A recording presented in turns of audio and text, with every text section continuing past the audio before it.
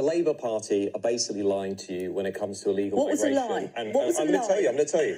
First of all, let's just get some facts on the table, okay? Forever.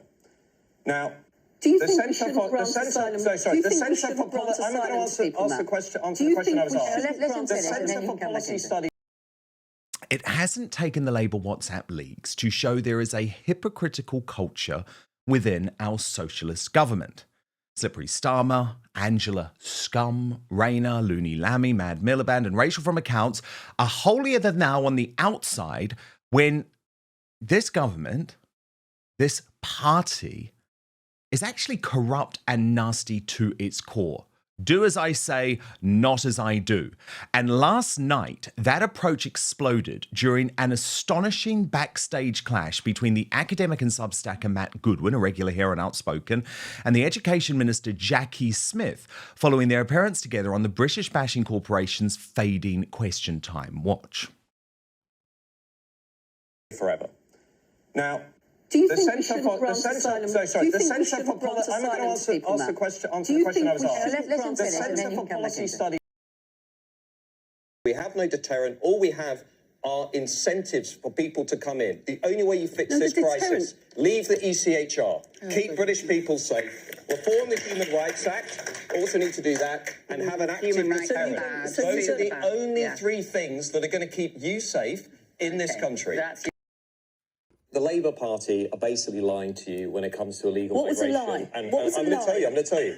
First of all, let's just get some facts on the table, okay?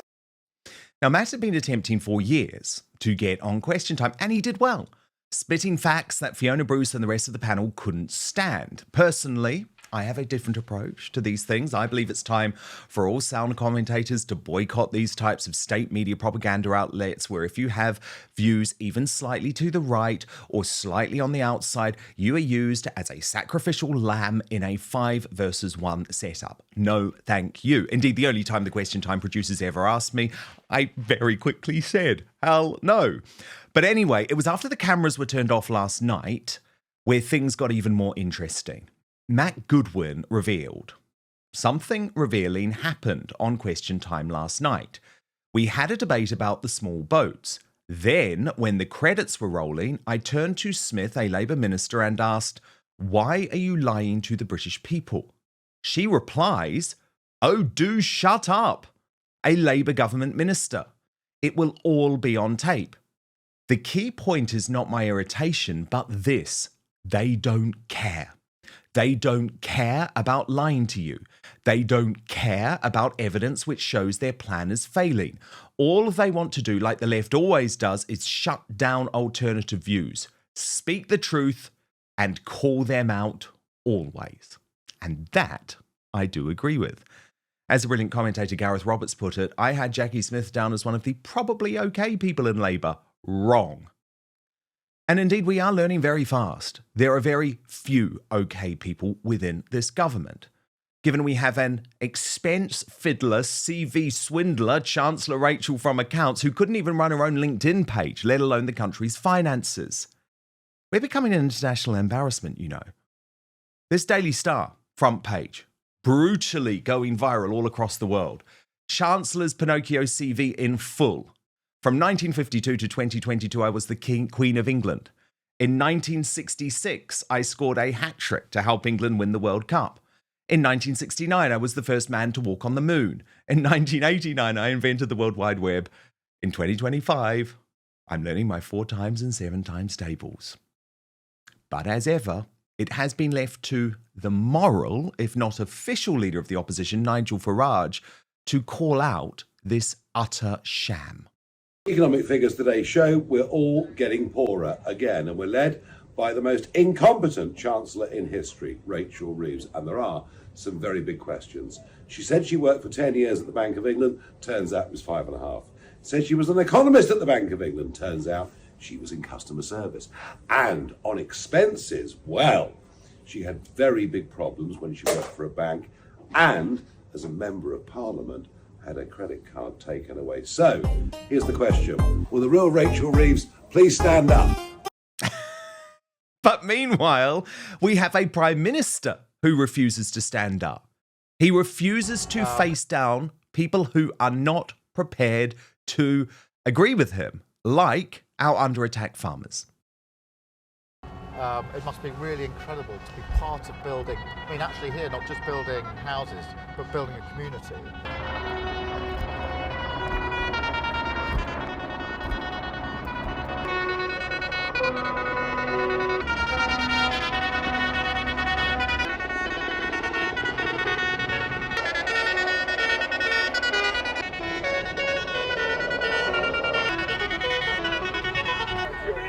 Just talk to us! Talk to us! Just talk to us! But amidst all of this failure, can I just provide one word of warning about this WhatsApp scandal? Because yes, it does show that these Labour MPs have very grim thoughts about the people who they claim to represent. But I have big issues with folk having their private communications thrust into the public domain with the sole goal of achieving the cancellation of someone. I've experienced that, remember. And I want to share what the Free Speech Union wrote about this on X. They said a non-hate crime incident has been logged against Andrew Goodwin after leaked posts in a private WhatsApp group. This marks the first time we've seen a non-crime hate incident recorded over a private conversation, a worrying sign for free speech.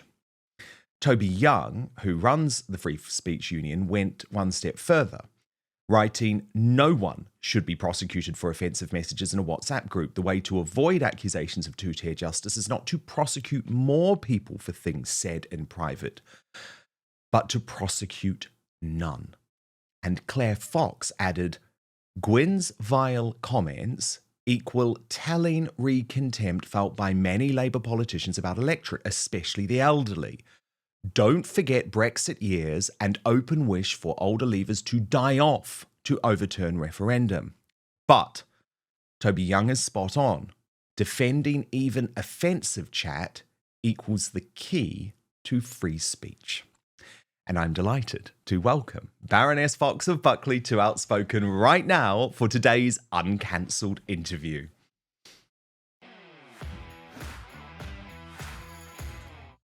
Claire Fox, it is so wonderful to have you. Of course, the founder of the Academy of Ideas, former Brexit Party MEP. And look, there is so much to get stuck into about this Labour government, right? But this does feel like quite a disturbing development when it comes to free speech, does it not? We now have a Labour minister out of a job. We have an MP suspended from the party. We have 11 councillors sacked for communication which was private, which was said in a jokey capacity. And to me, this really adds to the sort of Orwellian state that we've seen under Starmer, where we have good folk in jail for a Facebook post or something a little bit offensive on X. Personally, I don't think anyone should be punished in this way for speech. Completely agree with you. There's a number of things about this. When I read these WhatsApp messages, as I indicated in that post that I put up, you actually have confirmed what you've always suspected about Labour politicians, which is that they really do despise and hate ordinary British workers, yeah? And they talk about them, and as I said, the elderly in particular.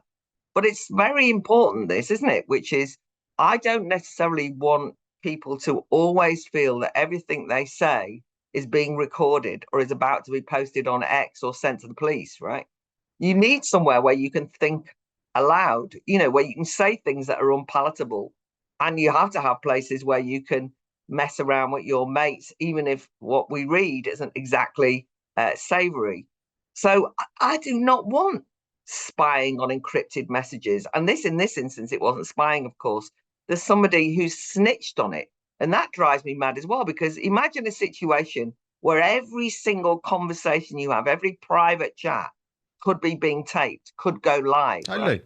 Well, I know the consequences of it. I mean, I know the consequences of it. Yeah. I lost my job at GB News fundamentally because of a private message that I sent to Lawrence Fox, which was completely taken out of context when it was posted publicly. And I in my entire career, Claire, I can honestly, hand on heart, and by the way, this includes all my time as a tabloid journalist, hand on heart, I have never revealed a private communication because I just feel like there is a line that shouldn't be crossed.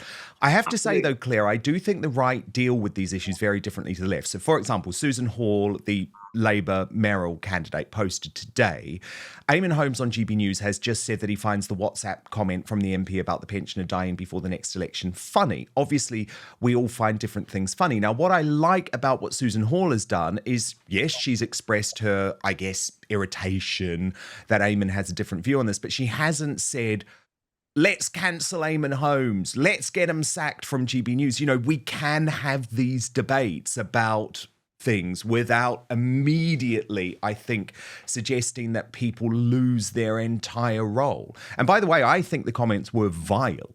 Utterly, utterly vile. But I do just have a problem with people losing their job for private communication.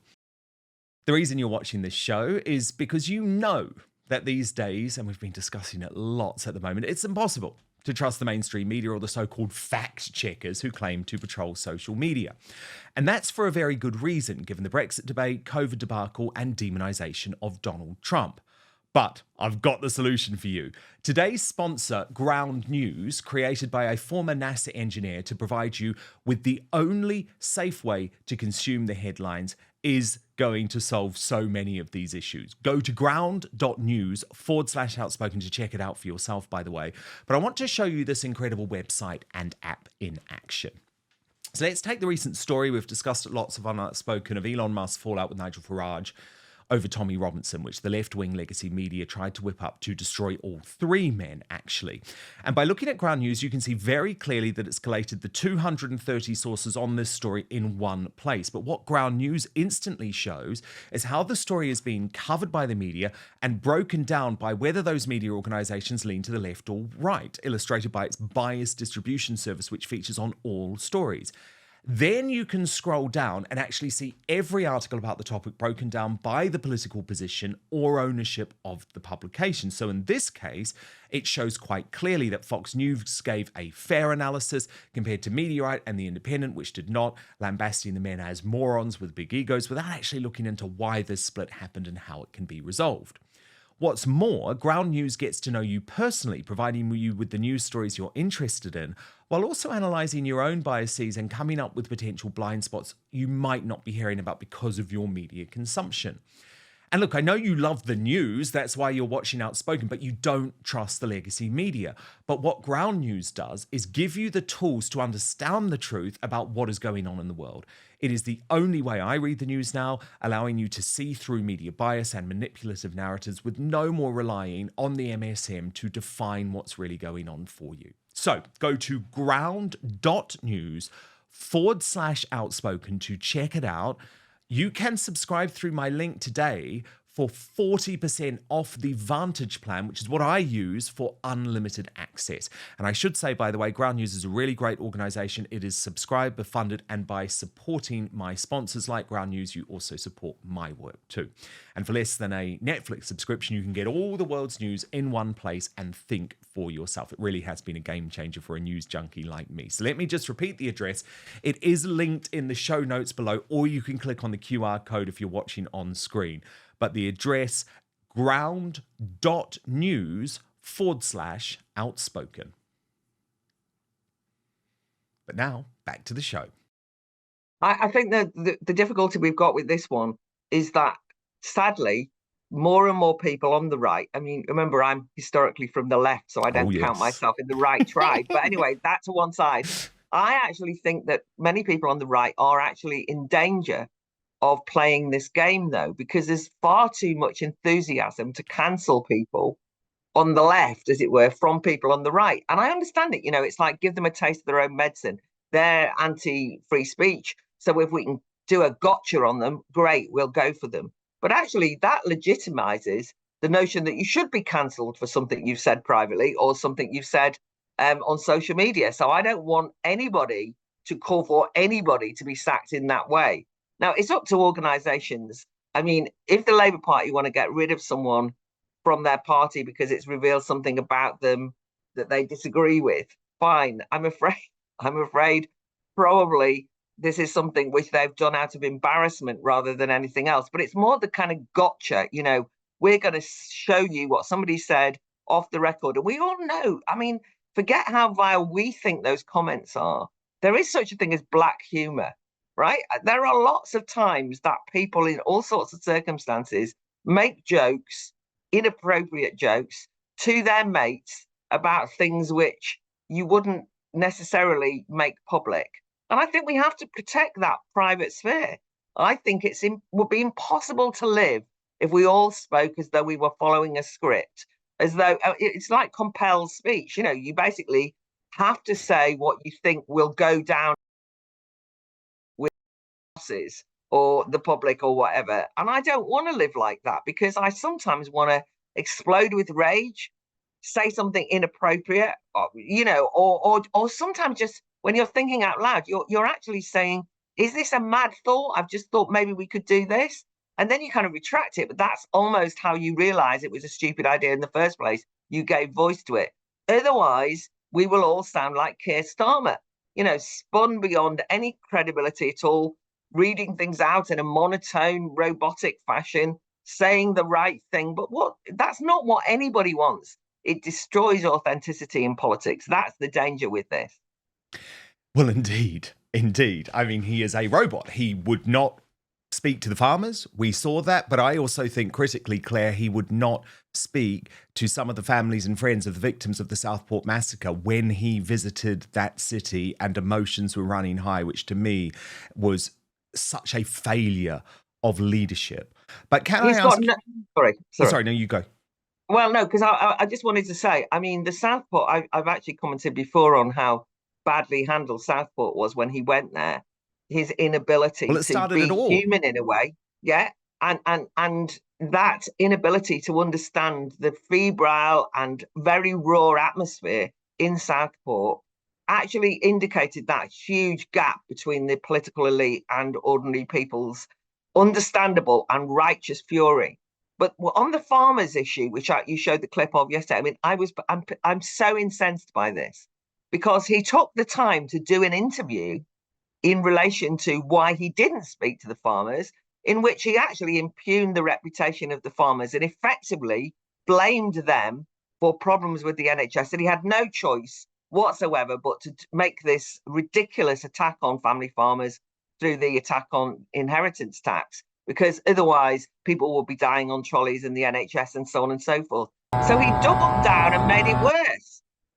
I mean, he made it a million times worse. And the farmers are tearing their hair out. And he could have taken the time that he did that interview to go and just shake the hands of the odd farmer and say to them, I'm going to stick by what I said. I mean, he doesn't have to change his mind, but he has not got the capacity to go and interact with and be held accountable to the people that he's destroying the livelihoods of. That's what really, it's the cowardice of it that I can't stand. Total cowardice. Now, Claire, can I ask you about this clash on Question Time? Matt Goodwin's a big boy. He's saying he isn't worried about the fact that Jacqui Smith told him to shut up. But again, does it not indicate the scorn in which this Labour Party treat their opponents? They aren't really prepared to debate. Yeah, so a couple of things. You started off when you were doing your introduction saying you'd never go on Question Time. Let me tell you, I think it's important that people like Matt go on Question Time. People, even like me, go on Question Time. I've got no problem with taking it to them, as it were, taking it to the man. And I actually thought that Matt was, in the honour of this, your own programme, was suitably outspoken and made some very important points. I didn't agree with all of them, but that was good. Jacqui Smith, I thought, couldn't cope with that. She kept interrupting. So just after what we've been talking about, I'm really not interested what happened in the green room afterwards, because after all, that was a private exchange. But actually her behaviour on camera, I thought, really let her down, because she just didn't want to hear. She didn't want the audience to hear that alternative point of view, and did her damnedest to stop it really emerging. And I thought that Matt did a really good job at just saying, this is a point of view that people need to hear. And it will be widely clipped and people will have heard it. And he got some claps from the audience. So I was really glad to see that. But yes, it does reveal yet once more that sort of contempt. And I find myself in the Lords endlessly, you know, I ask questions, I make points, and whoever the minister is I'm addressing it to just kind of looks me in the eye and just almost answers a completely different question. It's like being gaslit. You just think, did you not hear what I said? You know, they just don't want to answer directly what you've just challenged them on. They want to try and airbrush and erase away any criticism. And that's the problem with Jacqui Smith's shut up point. And I think, by the way, that Jacqui Smith is one of the better people in the Labour cabinet. Which is just to say, something. she really genuinely, she really genuinely is far more able to handle those kind of encounters. And the fact that she couldn't indicates how defensive they are on immigration. I think that's the big thing, is they don't know. And Matt was saying, you've lied. I mean, she could just say, no, we haven't lied. But the truth of the matter is that their immigration policies, such as they are rhetorically saying we're going to deal with this. And every commonsensical bone in your body knows that what they're doing is doing not even the opposite, but it's just not going to work. And so Matt was right to call that out. Okay, I don't know if we're going to agree on Rachel Reeves, Claire, because this is where I take a much harder stance. Because Reeves, Rachel from Accounts, was utterly uncompromising during her time in opposition in terms of the smallest indiscretion in the past from Tory cabinet ministers. When it comes to her expense swindling and CV fiddling, she's had months to try and admit to what she did. It was only after the BBC actually confirmed this reporting from her former colleague, Kev Gillett, which I first brought into the public domain right back at the start of December, that she has now actually made this additional change to her LinkedIn. And given we now have a chancellor who is driving the economy into the ground, is this not significant? No, actually, we probably do agree on this. I mean, it's apart from anything else, they've been hoist on their own petard, because they were the sanctimonious. I mean, if you remember in the build-up to the election, they barely gave us a policy to vote for. They simply said, we will be the trustworthy ones. You have been betrayed by the sleaze and the corruption of the Conservative Party, and a lot of people agreed with that. And they said, look at us, we are holy, we are absolutely pure as the driven snow. We are so, and at the time I thought, God, they sound so dull, you know, because they kept talking about their own virtue. But within days almost of them getting elected, we found out that they'd had free tickets to football and concerts, and there was all sorts of rather dodgy goings on. And I think that Rachel Reeves is in really serious trouble here. I mean, her fake CV, the fake CV argument, and people then, I mean, Jacqui Smith last night on Question Time kept saying it wasn't her CV, it was her LinkedIn post. And it was like, God almighty. I mean, and then somebody else wrote it. It's like, well, check your own LinkedIn post then. And the truth is that people were misled by her experience. But I don't suppose anyone voted for Labour because they thought she was like a brilliant economist. But it's also the case that this, I'm just going to emphasize that this is not a bad piece of investigative journalism. And by the way, Dan, credit to you for having done that kind of work before at exposing this. It's very important that these stories are told. I mean, this isn't the same as private messages. This is what you have to do when you hold people to account. It's interesting, however, that it's the BBC, and we all know that the BBC are a trustworthy source, unlike Dan Wootton, in their eyes, not in anyone else's. I'm not saying that. But they're the ones who tell us if it's on the BBC, it must be true. And it's the BBC that has now told us that actually there's something rather dodgy about the way she left the bank that she wasn't an economist for 10 years, that actually there was some expenses scandal of some sort. And it looks like an NDA was signed. People are saying she didn't leave for that reason, but something odd happened. And if it hadn't been for the case that the Labour government's big claim to fame was that they were not dodgy like Boris Johnson and the corrupt Tories, they might be able to pull this off. But I think for the public, it just smacks of the kind of double standards and two-tier approach to everything, which is, oh, when we said we were going to be attacking people for corruption and not trusting. We didn't mean us. Don't talk to us about that sort of thing.